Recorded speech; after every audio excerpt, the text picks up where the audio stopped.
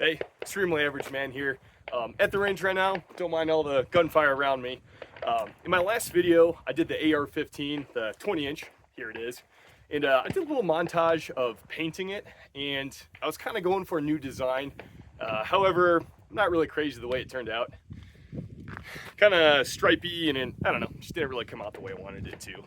However, immediately after filming that video, I did paint the LPVO, and I really like this speckly color that came out. So I'm gonna take what I did here and paint the rest of the rifle with it. So, oh boy, another painting video, but maybe I'll put my little twist on it and see if you guys like it. Thanks.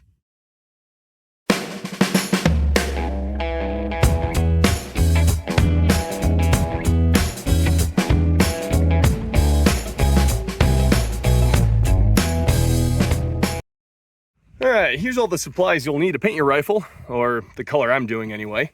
Make sure you have something to wipe down any oil that's on your rifle. Obviously the paint's not going to stick that well to it. So in that case, I have shop towels. And make sure all your paint that you're using is flat, including if you want to use clear coat to put over the paint. I know it adds, even the flat adds a slight amount of gloss, so that's completely up to you. You don't have to use clear coat. But anyways, the paint, I'll be using kind of a flat khaki as like a base coat. And then I got dark brown and like an olive drab, and or I think they call this one deep forest green. And masking tape, tape off any areas on your rifle that you don't want painted. And an Exacto knife for some finer points. I'll kind of point that out later. All right, and probably goes without saying, but take off any attachments that you don't want painted, which I already removed off screen. And wipe down your rifle. All the oil and anything that may obscure the paint off of it.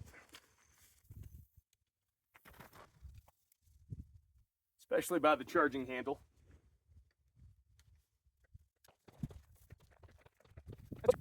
I suppose you probably could use a degreaser if you cared enough, but hey, we ain't that fancy.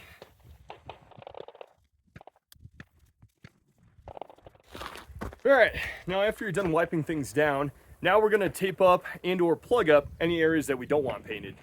With special attention to make sure your dust cover is closed, the mag well, and also your muzzle. A lot of times instead of tape, I'll just kind of jam a little bit of shop towel down the muzzle, and that's pretty sufficient for keeping out paint. Simple enough. Dust cover closed, barrel is plugged up, and mag well taped off. Let's get to painting.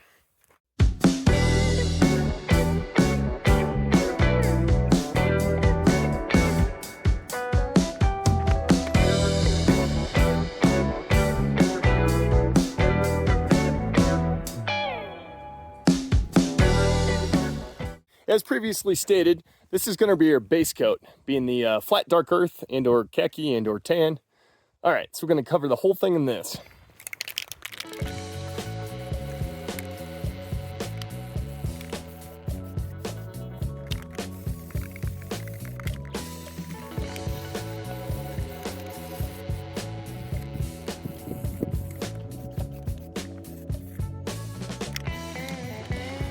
All right, now we'll let that side dry. We'll do the other side.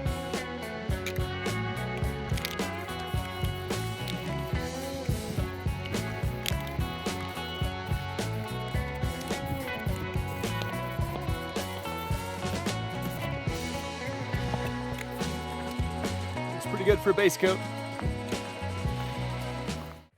All right, so your next painting step is going to be the deep forest green.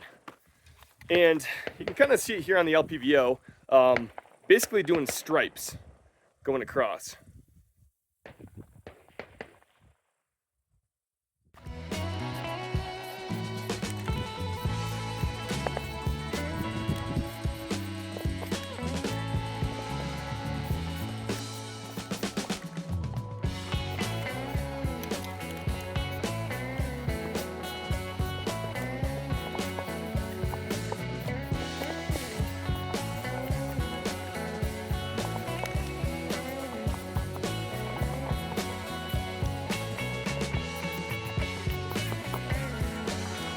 And again, we'll do the other side.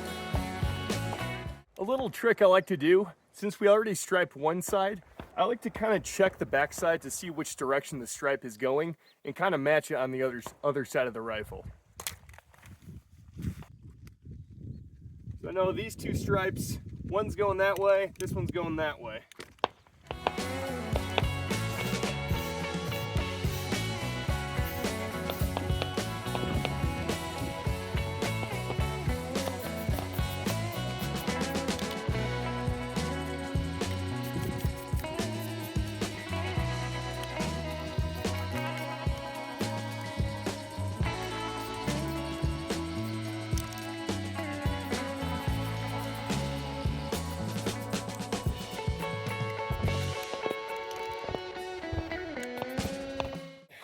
All right, now for the speckly portion of the paint job. Going to be using our dark brown.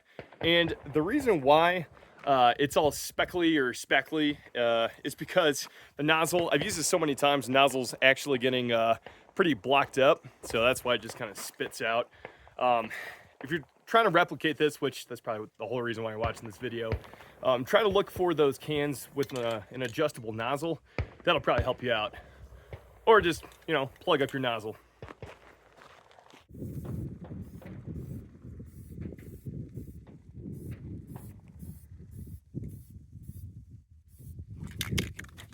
And just put a light amount of dark brown over the whole thing. But you can adjust how much brown you use. You want a little bit of each color to kind of pop through, unless you're in a darker brown environment. Then go more brown.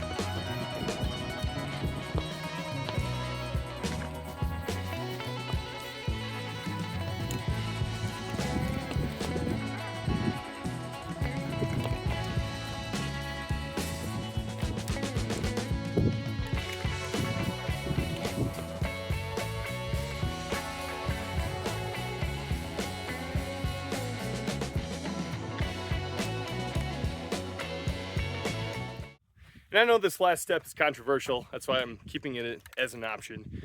But even if you use a matte or a flat clear coat, it still adds just a little bit of sheen, but it does hold your paint job a little bit longer. So totally up to you and what you want to do.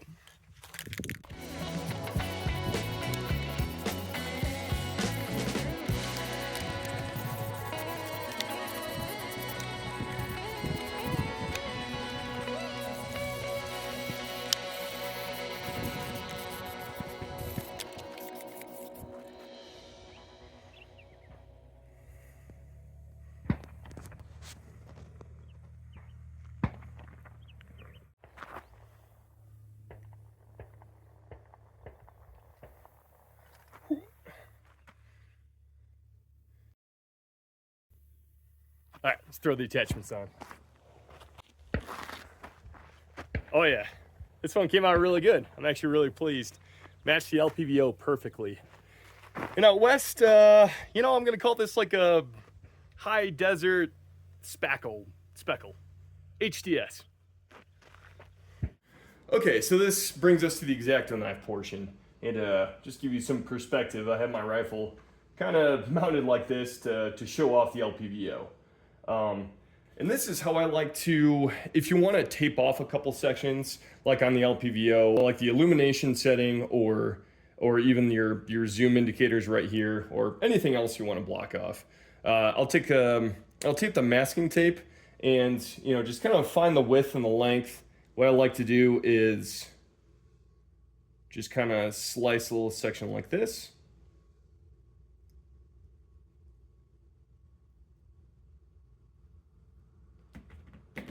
And let's just pretend for a second this rifle is not painted yet.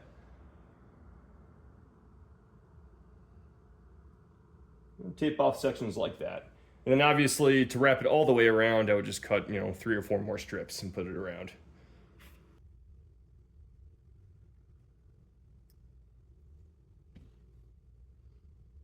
So there you go. That's my little tip on how to block off stuff that you don't want painted. Then obviously once you're done painting, you just remove the little strip of masking tape. Anyways, I'm an extremely average paint job. Hope you guys enjoyed that video. Feel free to use it so you can blend into your environment. Anyways, I'm at the range right now. I got to go sight everything in and go shooting.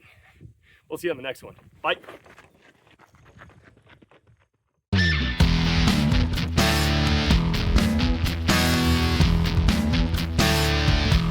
Where do you go, my rifle? Where do you go? I wanna shoot.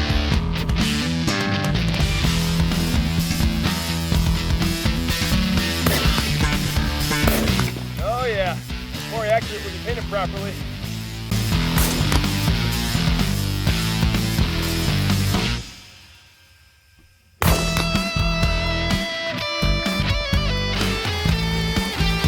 Here, pal, come here.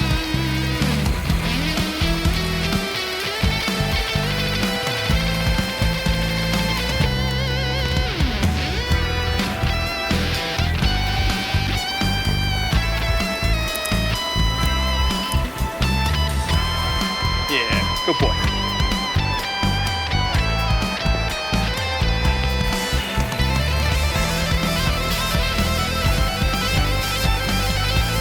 Good boy. I just want to give a shout out to Lemon Grenade. Recently you put out a video a few weeks back, basically giving me a shout out, telling people to go check me out and saying good things about me. So because of that video, I definitely noticed a little boost in traffic, and man, that was just really cool of you to do that. So thanks, Lemon.